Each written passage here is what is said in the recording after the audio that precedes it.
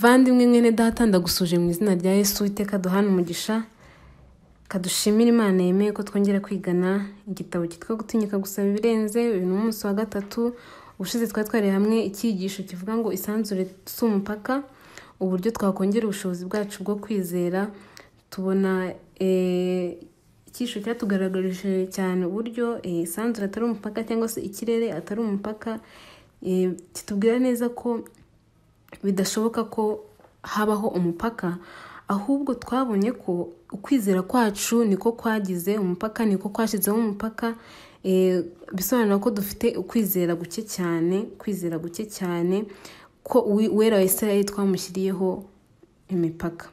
Rero twabashe kubona igitekerezo cy'ukuntu ibidashoboka bishobora guhinduka ibishoboka. Twabonye igitekerezo kimwe cy'uwitwa Golden Lapini, uburyo yahindutsemo nuko akajya mbere mu murimo w'Imana, kandi Imana yabashe kumukoresha ibikomeye. Ntago yitaye cyane ko yarahindutse vuba, ahubwo yizeye Imana. Ibyo rero twabonye ko atabyishoboje, ahubwo ngo yagiranaga umushyikirano n'Imana igihe kinini cyane. Yakundaga kwiga ibyanditswe byera kandi akiriza ubusa akanasenga umwanya we munini. Rero twabonye ko mu gitondo yajyaga agira ibihe byiza, akabyuka kare ngo bugacya asenga, kandi ngo yagiraga amasaha 7 ku munsi. Nk'uko twabibonye ko hari akazi yari afite akemera akakibuza akajya mu murimo w'ubuhinzi kugira ngo abashe kugirana n'Imana umushyikirano ndetse akorera Imana.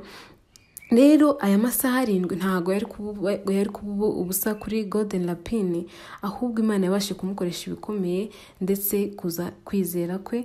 Rero twabonye ko kubera ingaruka zo kumva twihagije, ntago twabashe gusobanukirwa n'ukuntu Imana ikomeye.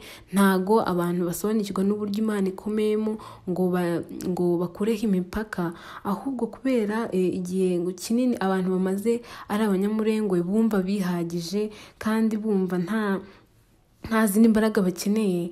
Rero icyo kintu cyatumishije bakomeza ibyo bintu byose byavuye mu buryo n'imikorere yabo, kuko ngo twagaragajwe tujya gusoza uburyo twize Bibiliya mu buryo bw'amajyejuru, ndetse dusenga mu buryo bw'amajyejuru, no kuramya kwacu gukorwa mu buryo bw'amajyejuru. Ibintu byose twabishyize mu buryo bw'amajyejuru, ni ukuvuga ngo ibintu ntago tubyitayeho, ahubwo biri mu buryo bw'amajyejuru.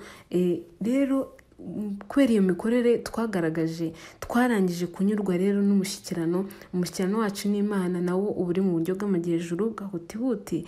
Rero ingaruka y'ibyo ni uko buri mwana wese yanyuzwe n'ibisubizo by'amajyejuru, cyangwa se yanyuzwe n'utuntu dutoya tw'amajyejuru.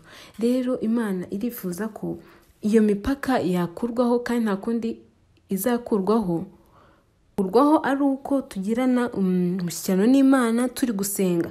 Mbese wowe uriteguye? Ese wowe uri gusenga? Mbese mu by'ukuri ushishikariye kwaka iyi mbaraga ya Mwuka Wera kugira ngo igukoreshe? Igihe rero cyose unyuzwe rero n'utuntu dutoya, igihe cyose imigisha tunyuzwe n'ibisubizo by'amajyejuru n'imigisha y'amajyejuru, nuko kwizera kwawe kuzahora kuri hasi cyane. Niyo mpamvu twize kiriya cyisho cyatubwiraga dukwiye gushaka umushyikirano n'Imana, dusenga tuyiza ubusa, dushaka umwanya wacu munini twawuharira Imana. Uyu munsi rero turareba icyigisho cyiza cyane, icyigisho cyiza cyane.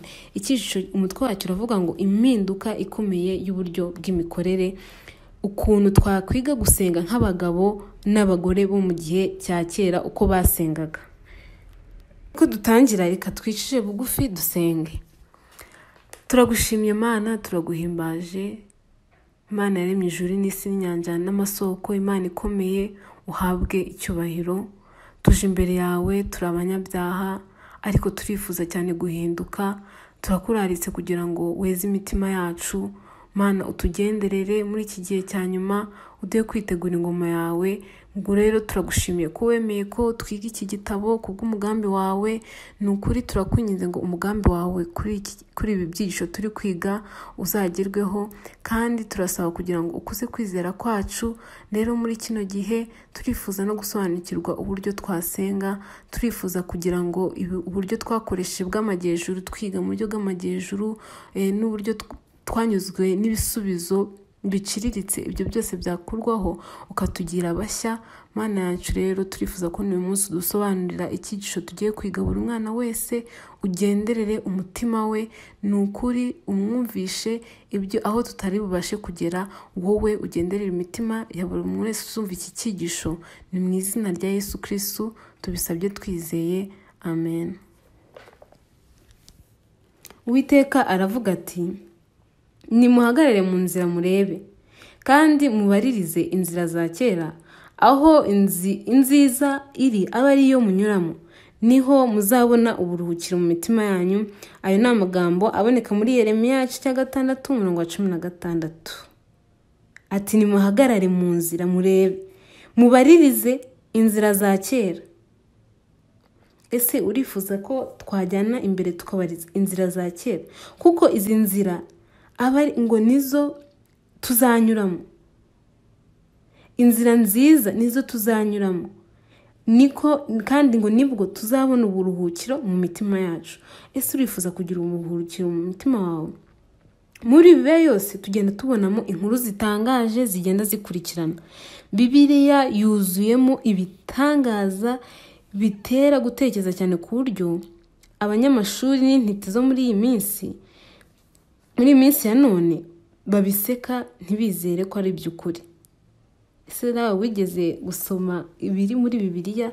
Kuko biratangaje cyane kubona iyo abantu babaye intiti mu by'amashuri aribwo batangira kugira kwizera gukeya.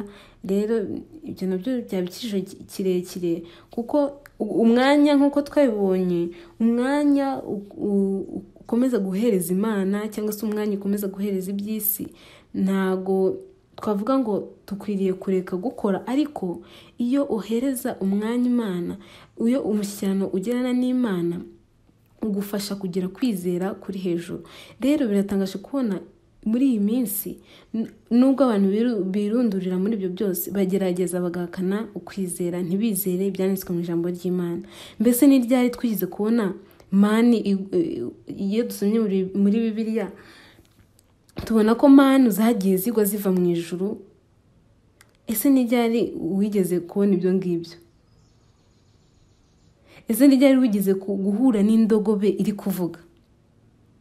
Mbese wowe wigeze ukirana n'Imana cyangwa se ukirana na marayika? Twabaze twarigeze kubona ishoka ireremba hejuru y'amazi y'umugezi, cyangwa se tukabona umuntu wapfuye tukumva ngo umuntu yarapfuye ngo arazuka? Wari wibonera neza umuntu wapfuye akazuka? Mbese ni ryari twigize kubona abagaragu b'Imana bajyanwa ku magare y'umuriro? Rero nidufata igihe tudasoma amasengesho aboneka muri Bibiliya, nidufata igihe twebwe ubwacu twiha umwanya tukifuza, nitutabisoma ntabwo tuzabasha kumenya neza ibyagiye biba ku bakurambere bacu. Kandi tuvuga ngo nimuhagarare mu nzira murebe. Rero nidufata igihe twe tugasoma amasengesho aboneka muri Bibiliya, tuzasangamo urugero rutangaje. Igihe abantu b'Imana babaga basenze, bisa naho Imana yasubizaga buri gihe yego. Ni inshuro nke cyane yasubije oya. Nawe uzagerageze usome Bibiliya, ni gake cyane Imana yagiye isubiza oya, ahubwo buri gihe yasubizaga yego. Mu itorero ryo muri iyi minsi bisa naho gusubirisa yego kw'Imana ari ikintu kidasanzwe, ndetse bikaba atari ihame no ku muntu ku giti cye. Turetse n'itorero, umuntu ku giti cye, kuba Imana yagusubirisha yego biba ari ikintu kidasanzwe.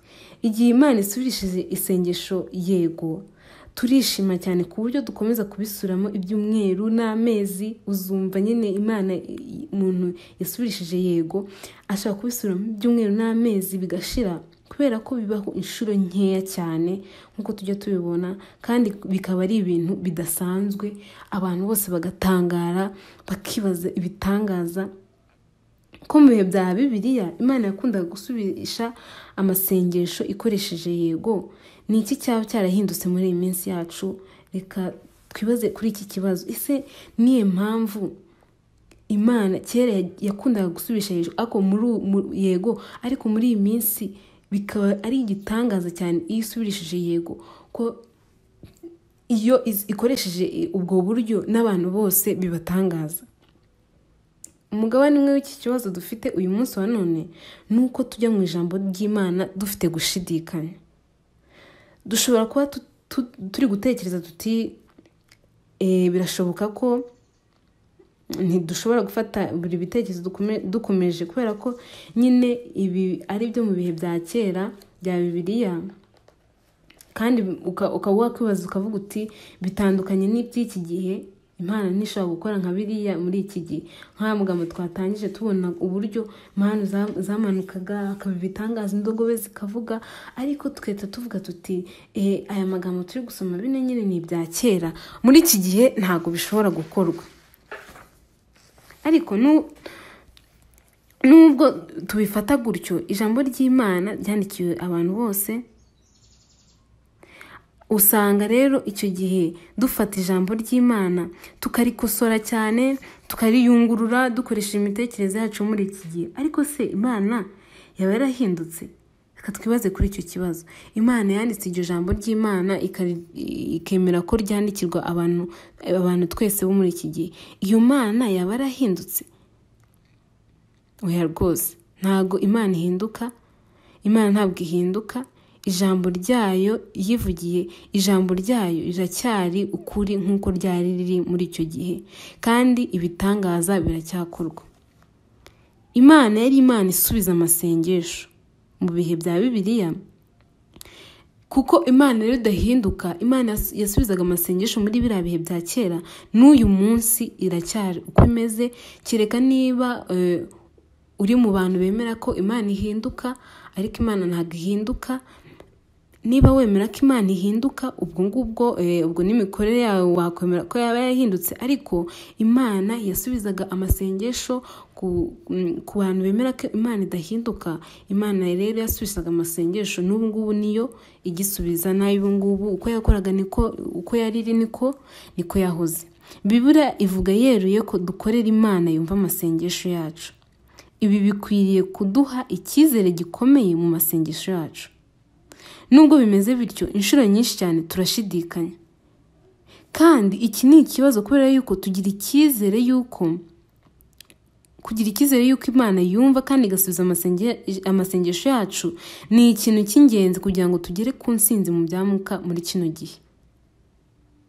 Kugira icyizere, kwa kwizera twabonye, dukwiye gukuraho umupaka w'uburyo twishyiriyeho kwizera gukeya. Rero iki cyizere ni ikintu cy'ingenzi muri iki gihe. Umwe mu mirongo nkunda cyane uboneka muri Rwanda rwa Yohana igice cya 5:14 kuza ku 15 haravuga ngo iki nicyo kidutera gutinyuka imbere ye, nuko atwumva iyo dusabye ikintu nk'uko ashaka. Aya magambo muyumve cyane, nuko atwumva. Ikidutera gutinyuka kuza imbere ye nuko atwumva iyo dusabye ikintu nk'uko ashaka. Kandi ubwo tuzi yuko yumva icyo dusabye cyose, tuzi nuko duhawe. Hari amagambo yabanje avuga ngo nuko atwumva iyo dusabye ikintu nk'uko agira ate ashaka. Kandi tuzi ko yumva icyo dusabye cyose, kandi tuzi nuko tugize gute duhawe icyo dusabye. Muri uyu murongo, ese mubashe kumvamo urufunguzo rusubizwa? Ese Imana ibashije kubereka neza urufunguzo rusubizwa rw'isengesho risubizwa? Nuko atwumva iyo dusabye ikintu nk'uko ashaka. rero urufunguzo rw'isengesho rusubizwa rwo gusenga nuko dusenga nk'uko Imana ishaka. Ariko si bisobanura iki mu by'ukuri? Tugendeye kuri uyu murongo Ellen G. White yanditse ati tugomba gusaba ibyo yasezeranye kandi ibyo duhawe byose tukabikoresha mu buryo buhura n'ibyo ishaka. Ngo tugomba gusenga tugasaba ibyo Imana yasezeranye. Biratangaje cyane iyo abantu bose barira ati Imana ntabwo yigeze twumva, ntabwo yigeze, ariko hano ijambo ry'Imana rirabyivugira neza nuko atwumva. Nta sezerano rihari ku bantu basaba batagendeye ku bushake bw'Imana, ahubwo iravuga ngo nuko atwumva iyo dusabye ikintu nk'uko igira ite, nk'uko ishaka, kandi twuzi yuko yumva ibyo dusabye byose. Tugomba rero gusaba ibyo yasezeranye. Iyo dukoze ibisabwa, isezerano ry'isengesho risubizwa riba risobanutse nta rujijo. Rero iyo dusomye muri Bibiliya, nturamara umwanya utarabona ingero nyinshi nk'uko twatangiye tubibona. Imana rero, Imana yacu ni urukundo rwose, Imana yacu ni urukundo, yatanze imfunguzo z'isengesho. Twatangiye bwa mbere tuvuga ngo tuzasobanukirwa n'imfunguzo mvajuru z'isengesho risubizwa. Ariko bantu b'Imana, nk'uko ahangaha tubibonye, tumenye neza urufunguzo rw'isengesho rusubizwa. Iyo dusomye Bibiliya tuzabibona neza ukuntu Imana yacu ari urukundo, ishaka gukiza ubugingo bw'abantu, ishaka gushyiraho no kubaka ubwami bwayo bw'iteka ahatazaba icyaha, ntihabe n'agahinda. Ntishimishwa rero no gushyeshyenga kamere yacu cyangwa kuduha umutuzo ngo twibikire agakiza kacu aho abandi badashobora kumenya ibyago. Ibi byaba binyuranye na kamere yayo yo kugira ubuntu. Nyamara niba dusenga dukurikije ubushake bwayo no kugira ngo ihabwe ikuzo, ayo magambo mwiteho cyane, ibyo dukora bishobora kugaragarira abandi kandi benshi bagakizwa. Dushobora gusenga dushize amanga kandi tugasengana icyizere, buna nubwo imbere y'amaso y'abantu byaba bigaragara nk'ibidashoboka. Mu gihe twatangiranye iby'umugabo watinyutse gusaba ibirenze, tubona nubwo imbere y'uriya musemuzi byagaragara nk'ibidashoboka, ariko kuko yari azi neza ubushake bw'uwo umwami yarakomeje arasaba. Rero natwe dukwiriye gusenga dushize amanga kandi dufite icyizere, nubwo ku maso y'abantu byagaragara byaba bigaragara nk'ibidashoboka, ariko kubera ko Imana yanditse muri Imana yivugiye ngo iyo yumva icyo dusabye, iyo tugisabye nk'uko ishaka, iba yamaze kucyumva, yamaze kumva ubusabe bwacu, kandi tuba tugomba kwizera yuko duhawe ibyo dusabye. Rero ibi biroroshye cyane, nubwo bimeze bityo mureke dusuzumeho gato iki kintu.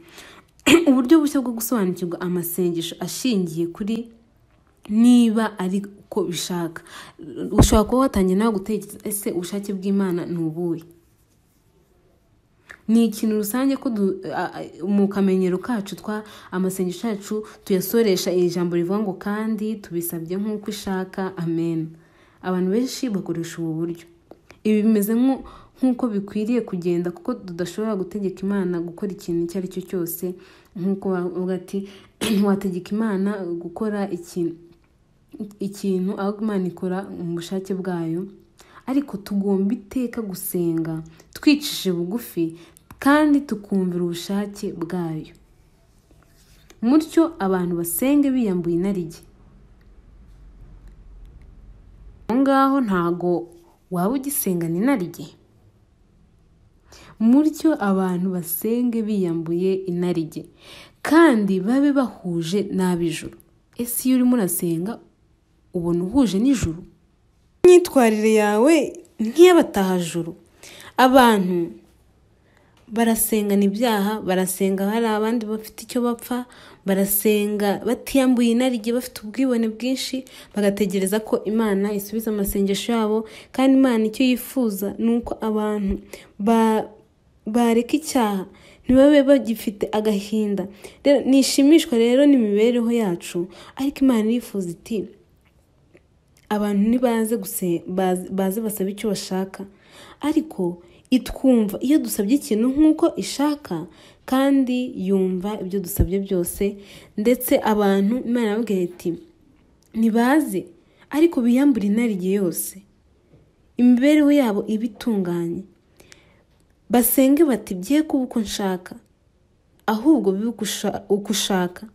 Rero mucyo abantu bazirikana yuko inzira z'Imana zitandukanye n'izabo, kandi ibyo bibwira atari byo, ibyo yibwira atari byo bibwira. Ariko se ayo magambo tuyatekerezaho cyane. Ibi bishatse kuvuga yuko tudasobanukiwe neza icyo Imana yifuza kutwigisha iyo turarika muri aya magambo ngo musenge mukurikije ubushake bwanjye, igisubizo cyanjye kizaba yego.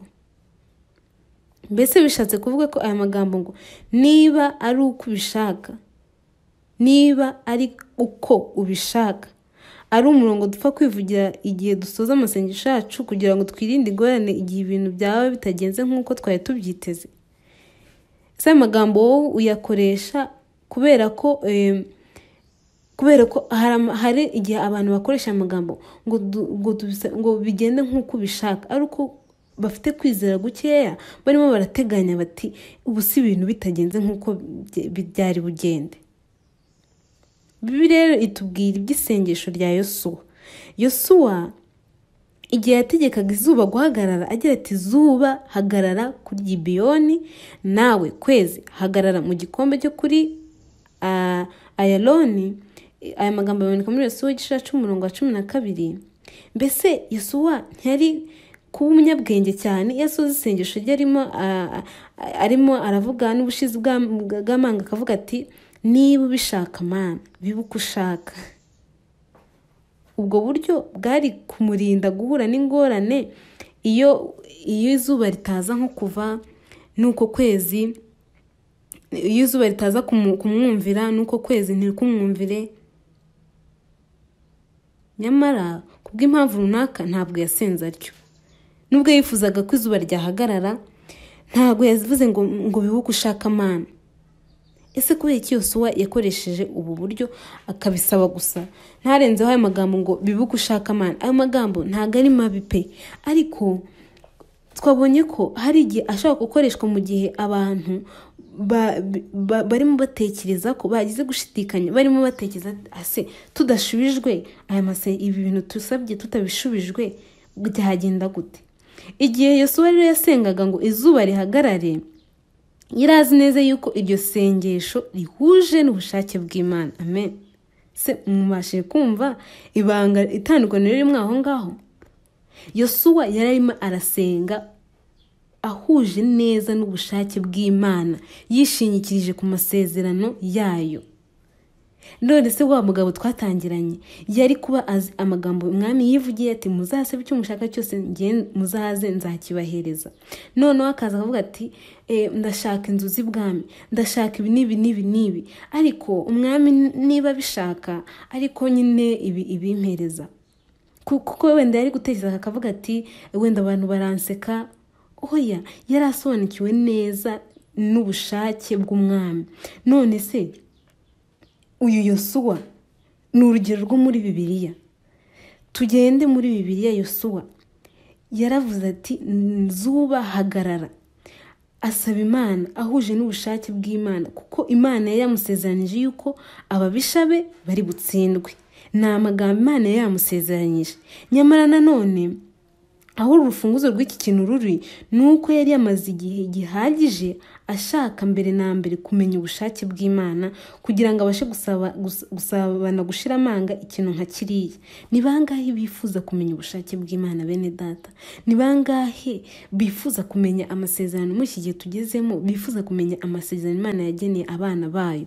Ni kangahe wigeze wifuza kumenya ubushake bw'Imana mu gihe wari ugezemo gikomeye cyane? Ahubwo niba utarahise utereganwa n'ibiraba aho utabashe kumenya ubushake bw'Imana, nk'uko aho kugira ngo yicare yiturije igihe Yosuwa yabwiga mu magambo, ntago yiyicariye ngo yiturije, ntago muri uko kunyurwa nuko ibintu biri bugende no gutekereza yuko Imana iri buze kubatabara, yarahagurutse ajya ku murimo. Kandi uko yakoraga niko yanasengaga, ntago yigeze ahagarika amasengesho hoya. Uko yakoraga yarahagurutse aragenda, kandi yagiye afite ibihe n'Imana arimo arasenga. Murabyumva neza ko tugarutse kuri cya gihe tujyana n'Imana turi gusenga. Ntago yicariye gusa, yakoze ibishoboka nk'iby'imbaraga za muntu zakora, nuko azamura ijwi kuko yari amaze gusobanukirwa neza n'ubushake bw'Imana. Azamura ijwi afite kwizera, ntiyongera gushyiraho umupaka kuko azi neza ubushake bw'Imana, kuko atwumva iyo dusabye ikintu nk'uko ishaka, kandi tuzi ko yumva icyo dusabye cyose, kandi tukaba tugomba kwizera ko tugize dute tugihawe. Uyu Yosuwa yazamuye ijwi mu kwizera asaba gutabarwa. Ibanga ryo gutsinda ni uguhuza rero imbaraga z'Imana n'imbaraga za muntu. Ntago twe tugomba kwiyicarira gusa. Ahanga Imana yavuze imbaraga zayo, ntago Yosuwa yagombaga kwiyicarira gusa, ntago nimureba ngo yiturize, ahubwo yagombaga imbaraga ryo gutsinda harimo imbaraga z'Imana zahujijwe n'imbaraga za muntu. Umuntu wategetse ati Zuba hagarara kuri Gibeyoni, nawe Kwezi hagarara mu gikombe cya Ayaloni, ni umuntu wari umaze amasaha apfukamye. Se byagenze gute kuri Rapini? Ni umuntu wari umaze amasaha apfukamye kandi asenga. Ni umuntu yari arimo arasengera ngo Gilgali. Abantu basenga nibo bantu b'abanyambaraga. Abantu basenga, impamvu ubona ufite kwizera gukeya ushiraho imipaka nuko utajya ugira umwanya ngo usenge. Rero kugira ngo dusengane ubutwari no kwizera nk'ibya Yosuwa, tugomba kumenya ubushake bw'Imana.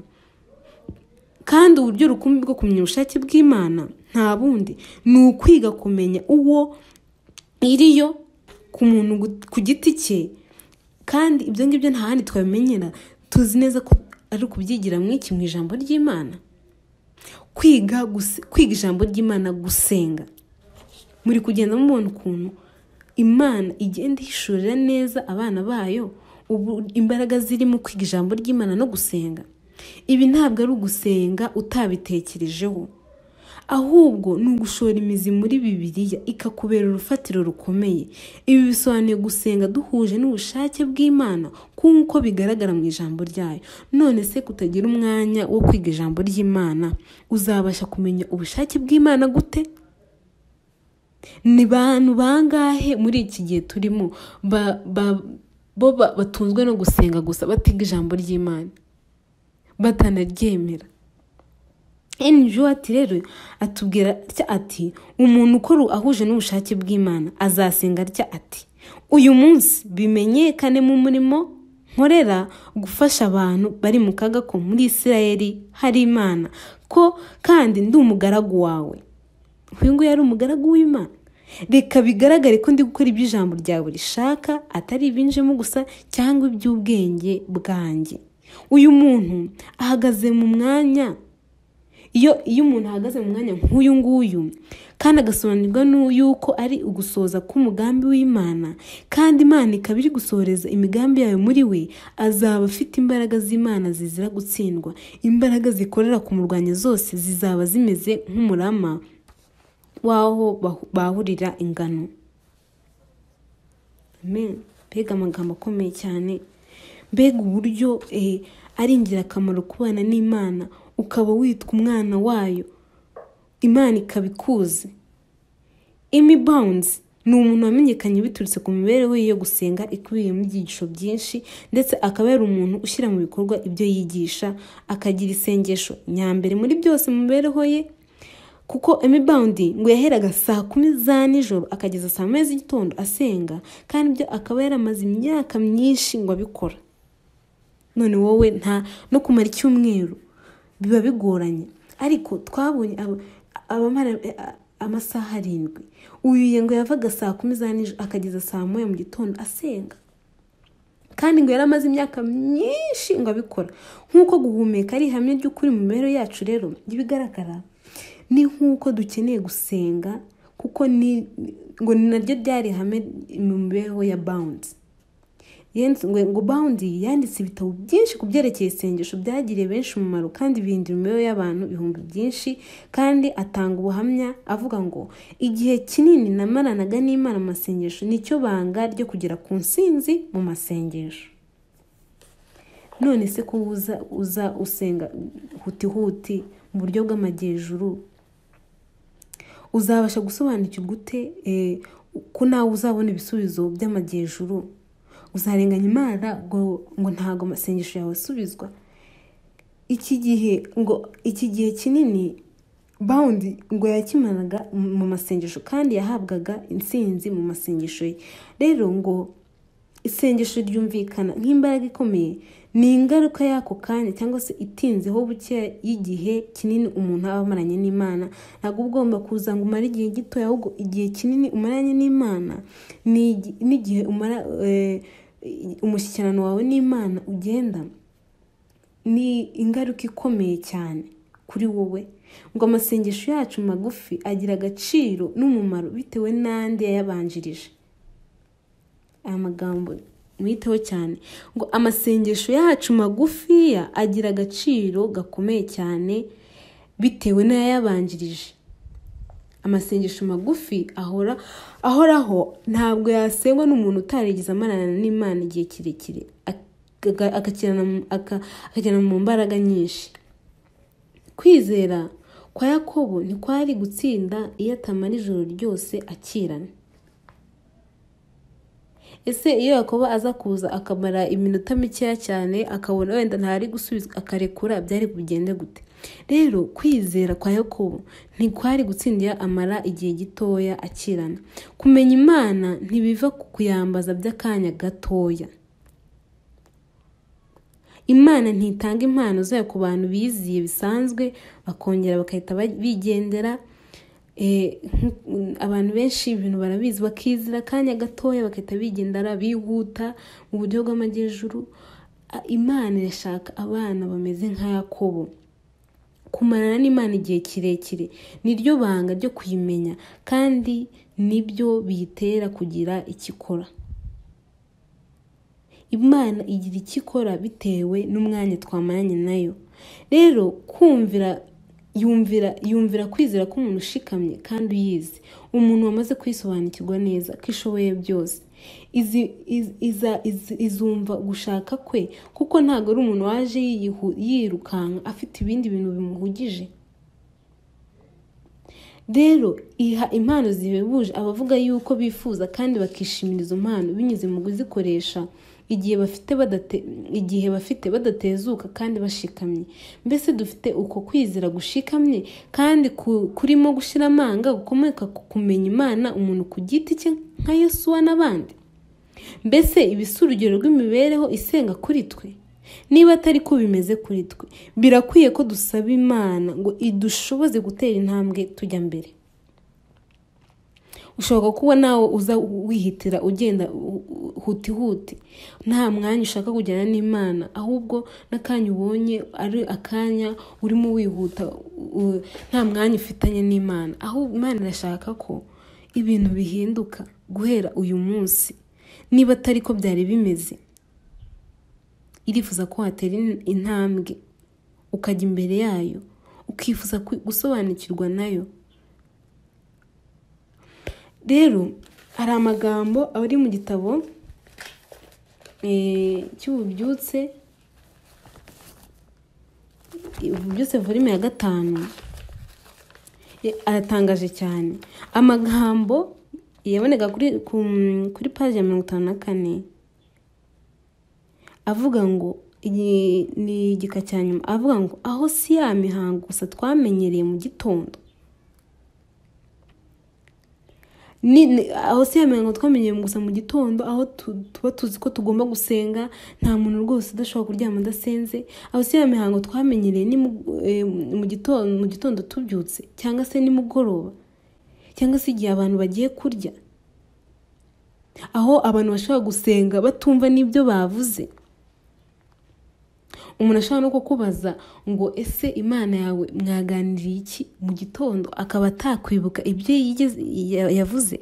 Hari umuvandimwe yize kumbaza ati ese ushobora gusobanukirwa ko uba wagiye kubonana n'umuntu ukomeye cyane, ese wamenya amagambo wavuganye n'Imana mu gitondo? Twe kujya no kujya kure cyane ngo tuvuge ngo mu minsi yashize, mu gitondo.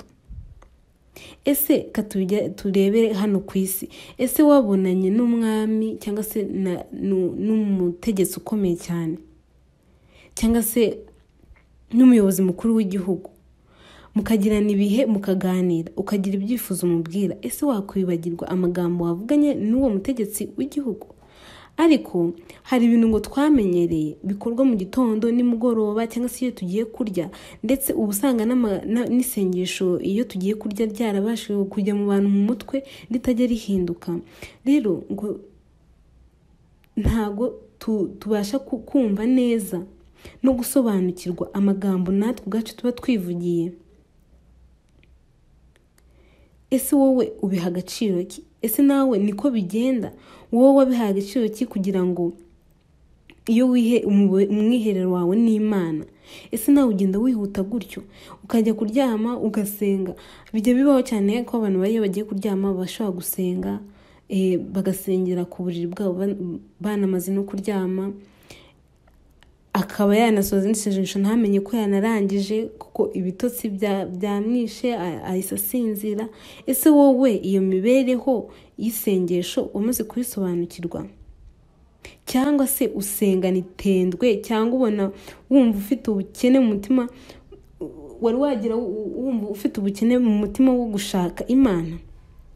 Mwuka rero adufashe kubyibazaho twese no gufata ingamba zikwiriye. Mushake nk'uko ijambo ry'Imana rivuga, mushake, musenge. Iki gihe turararikirwa cyane gusenga, tugasanga Imana yacu. Imana irifuza ko tuba abanyamasengesho. Rero abigishwa nk'uko twagiye kwigira ku bakurambere bacu ba mbere, aba bigishwa ngo basengaga Imana, kandi ngo babanzaga kuyishima, kandi ngo cya kabiri ngo bagiranye ubumwe, babanze bagirana ubumwe. Gatatu ngo basenze Imana bayizi neza, ntago bagiye gusenga Imana batarayisobanukirwa. Icya kane nuko basenze Imana kandi bakayisaba ibintu bikomeye cyane. Rero umuvandimwe data, ibi byose ubushake bw'Imana nta handi tuzabumenyera, ni ukwiga ijambo ry'Imana kandi tugasenga. Kandi Imana irifuza ko habaho impinduka ikomeye mu mikorere yacu, uburyo bw'imikorere n'imyumvire y'ibanze, kandi imitekerereze yacu nayo igahinduka, ndetse n'uburyo habaho imikorere mu matsinda abantu basenga nabyo bigahinduka. Nk'Abadventiste dufite uburyo bw'imikorere ku bijyanye no kwizera, ubutumwa bwiza, inyigisho za Bibiliya, ivugabutumwa n'uburyo bw'imibereho, kandi ibi tubishingira ku ijambo ry'Imana. Niba biri muri handitswe ngo ndabyemera, niba bitarimo simbyemera. Ariko se uburyo dufatamo Bibiliya twahuje n'imibereho yacu muri iki gihe? Uko ijambo ry'Imana ritubwira imyitwarire yacu, ese niko n'imibereho yacu y'iki gihe imeze? Twatakaje nyinshi mu mbaraga bizera bo hambere bari bafite bitewe n'uburyo bw'imikorere bwacu. Twabuhinduye bikomeye, tukabutandukanya n'urufatiro rwa Bibiliya, maze tugakurikiza gushidikanya, maze benshi muri iki gihe bihitiramo kutizera. Nuko rero niba imibereho yacu n'imirimo dukora bigiye guhinduka kugira ngo bizane ibyiza, dukeneye cyane impinduka ikomeye mu buryo bw'imikorere mu rugendo rwo kwizera bwo kwizera kwacu mu bya mwuka. Ijambo ubusazi risobanurwa nko gukomeza gukora ibintu kimwe kandi ugategeza kubona ibisubizo bitandukanye. Niba rero dushaka kubona impinduka mu bisubizo, niba dushaka kubona ubwami bw'iyi si bunyeganyega nk'ibyabaye ku munsi wa Pentekote. Ku munsi wa Pentekote barasenze haranyeganyega. Niba rero dushaka ko imvura y'itumba ivomera imibereho yacu n'imirimo dukora, niba dushaka ubutumwa bwiza buhetura isi maze tugataha iwacu, hari igikwiriye guhinduka mu mibereho yacu no mu buryo dukora umurimo. Icyo kintu kandi nitwe uburyo tubaho n'uburyo dusenga. Hakenewe ko ari twe tubanza guhinduka kugira ngo duhindure natwe uburyo tubaho n'uburyo dusenga. Rero itorero ryacu muri iyi minsi risobanukiwe yuko hari ikintu gikwiriye guhinduka. Abantu bose barifuza rwose guhinduka.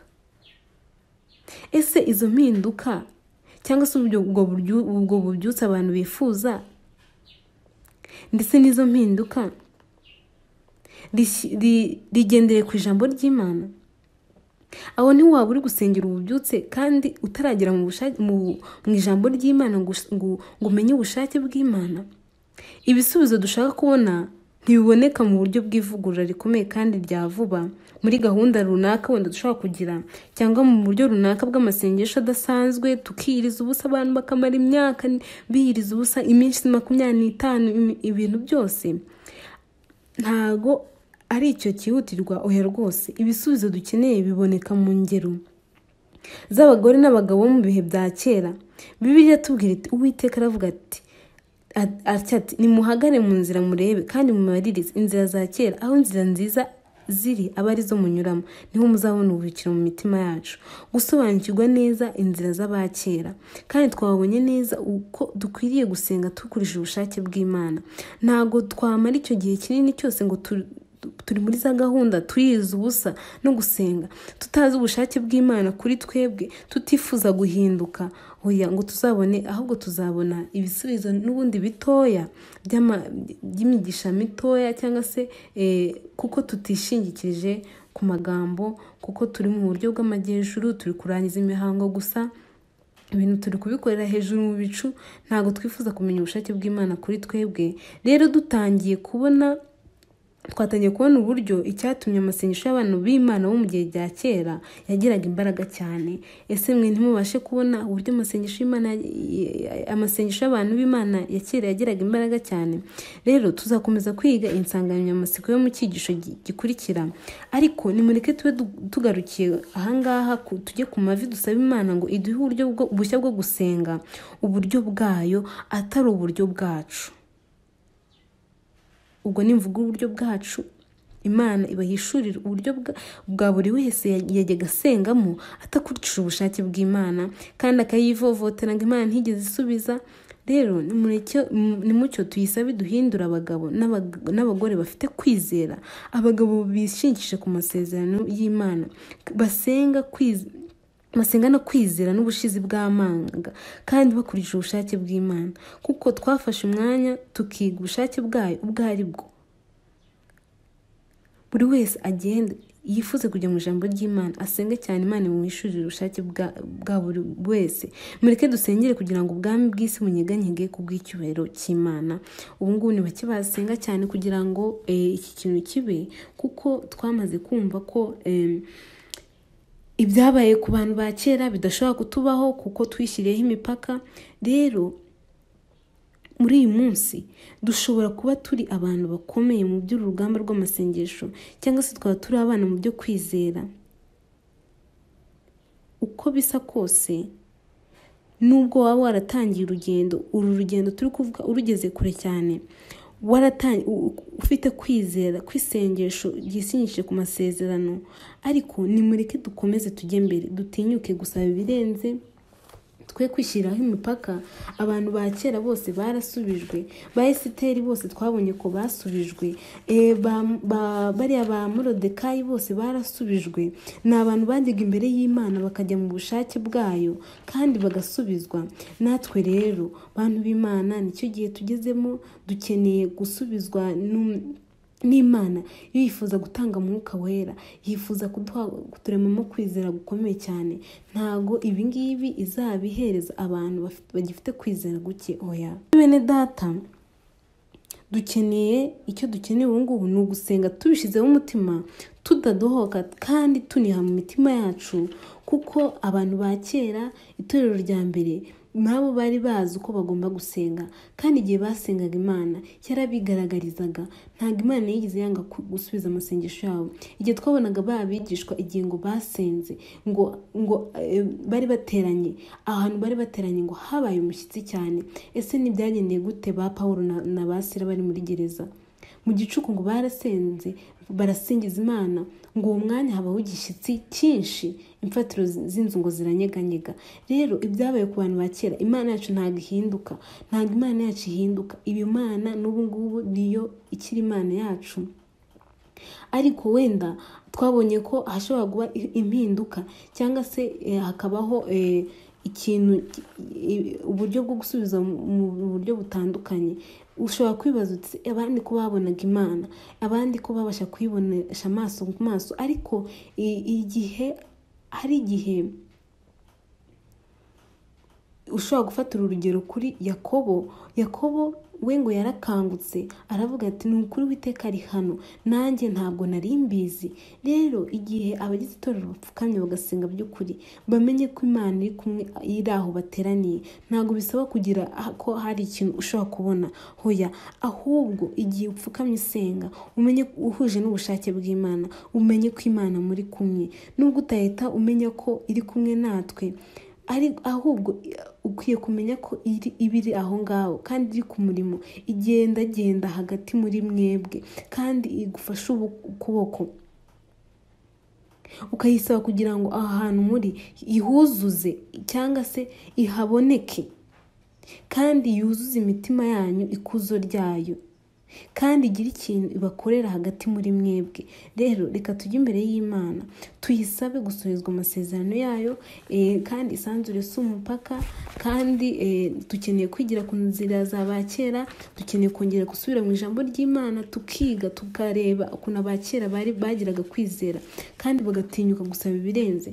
Kandi ntago umuntu yavuga ngo arangize uburyo amasengesho yabo yagendaga asubizwa mu buryo buteye ubwoba kandi butangaje. Rero nicyo tujya imbere, tujye mu ijambo ry'Imana, tugende tubigireho, kuko niduhagarara mu nzira tukareba inzira zabo za kera, kandi aho inzira nziza ziri akaba arizo tunyuramo, nibwo tuzabona natwe uburuhukiro mu mitima yacu. Reka twicishe bugufi dusenge. Turagushimiye Mana yacu, turagushimiye, turaguhimbaje. Ni ukuri Imana nziza y'urukundo, ubashe kutwereka neza ko inzira z'abakera uburyo basengagamo bagasubizwa, natwe ari uko, kuko uri Imana ngo idahinduka. Ibyo byumvishe buri muntu wese wategeye amatwi iki cyigisho, ugendere buri mutima, ukureho imipaka twishyiriyeho ko twe dukwiriye gusubizwa ibintu biciriritse. Oya Mana, urifuza ko imitima yacu ihinduka, urifuza ko twahabwa Mwuka Wera ku rugero rusendereye, urifuza ko kandi twamuhabwa tukagenda tukabwira n'abandi, urifuza ko twahabwa imbaraga yo kunesha. Ibyo bintu byose nta wundi ubitanga, uwo ni wowe Mwami Imana wenyine utanga izo mbaraga, ni wowe utanga imbaraga yo kunesha, imbaraga yo guhagarara tudatsindwa uburiganya bwa Satani, ni wowe utubashisha kuba maso kandi tukitegereza, kandi twakwitegereza ntiturebe nk'abisi, ahubwo ukaduhumura amaso yacu. Ngwino rero ubane natwe, uri Imana yahozeho kandi n'ubu ngubu ni kukiri.